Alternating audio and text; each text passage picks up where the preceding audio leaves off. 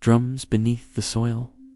The silence in the border town of Oakhaven wasn't truly silent, not if you were young enough. To the adults, the nights were merely hushed by the encroaching autumn mist. But to the children, the air vibrated. It started as a low hum in the floorboards and escalated into a rhythmic, disciplined thrum that seemed to beat in time with their own hearts. Thump-tap, thump-tap, thump-tap. 12-year-old Tomas lay in bed, his fingers ghosting over the cold stone of his bedroom wall. The sound didn't come from the wind or the distant sea. It came from down. It was the sound of 1,000 boots hitting the earth in perfect unison, a subterranean heartbeat that set the dust dancing on his nightstand, while his father, the village magistrate, snored loudly in the next room. Tomas slipped through the window. He followed the cadence, drawn past the flickering lanterns of the town square and into the blackwood. Beyond the trees lay the scar, a valley where a century ago the great border war had sputtered out in a final, bloody gasp. The air here was colder, smelling of ozone and wet iron. As the moon hit its zenith, the ground didn't just shake. It parted. Wisps of silver vapor coalesced into shapes. They weren't the ragged ghosts of storybooks. These were soldiers of high polish and grim resolve.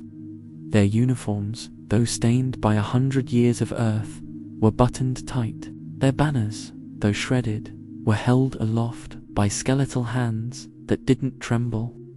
They marched in an endless, agonizing loop, charging an invisible hill, falling to invisible bayonets, and rising again to the beat of those relentless drums. In the center of the clearing stood a figure that made Tomas's breath hitch. A lieutenant, tall and broad-shouldered, stood perfectly still. Above his collar, there was only the shimmering night sky. He carried his head in a tattered leather satchel at his hip. Tomas didn't run. Curiosity, a trait his father often warned would be his undoing, rooted him to the spot. The headless officer turned, or rather, shifted his weight, and knelt. With a skeletal finger, he began to tap on the dry soil between them. Tap, tap, tap, silence. Tomas mimicked the rhythm. For weeks, the boy returned, learning a language made of percussion. Through these vibrations, the lieutenant told the story of the 4th Regiment. T-Hay hadn't been defeated by the enemy. They had been led into a narrow gorge and abandoned.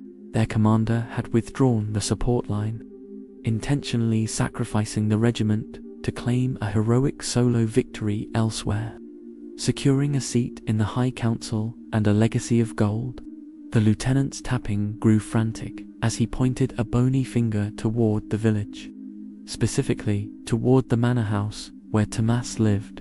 The boy realized with a jolt of ice in his veins that the hero of Oakhaven, the man whose statue stood in the town square and whose name Tomas bore, was the traitor.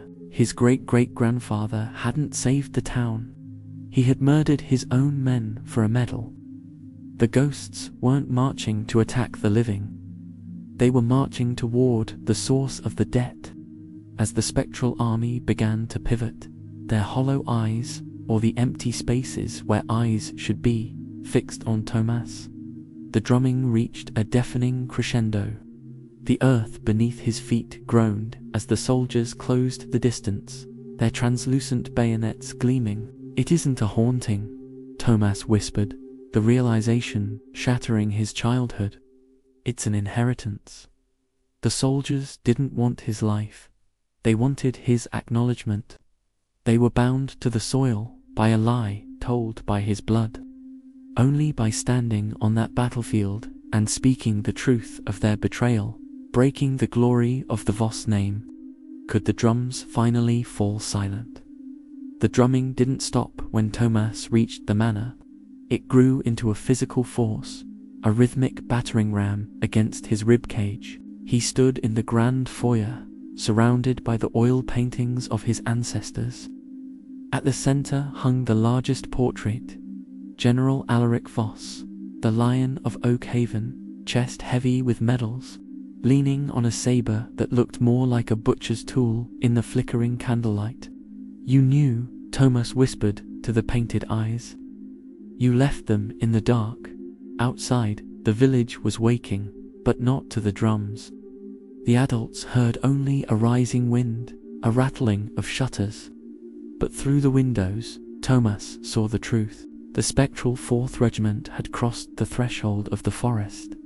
They didn't walk through walls. They displaced the air, leaving frost on the glass and a trail of dead grass in their wake. The headless lieutenant stood at the front gates. He didn't break them down. He simply waited, his skeletal finger rhythmically tapping the hilt of his ghostly sword. Thump tap, Tomas. "What are you doing out of bed?" His father stood at the top of the stairs, holding a brass lamp. He looked tired, the weight of the family legacy hanging off his slumping shoulders. "Father, look at the gate," Tomas said, his voice trembling. "There's nothing but fog, boy. Go back to sleep. It's not fog, it's the men Alaric left in the gorge." Tomas screamed, pointing at the portrait. "They aren't here for blood, Father. They're here for the truth." The temperature in the house plummeted.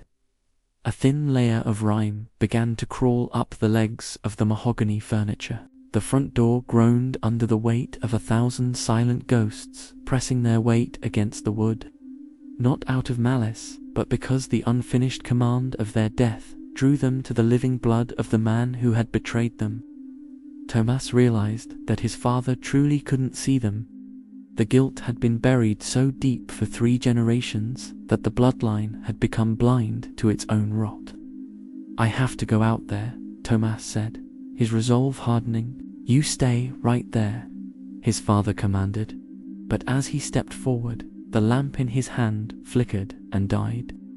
In the sudden darkness, the blue moonlight from the windows illuminated the foyer. For a split second, the father saw them, a sea of silver helmets and hollow sockets filling the yard. He collapsed onto the stairs, gasping. Tomas grabbed the heavy iron key to the manor gates and ran.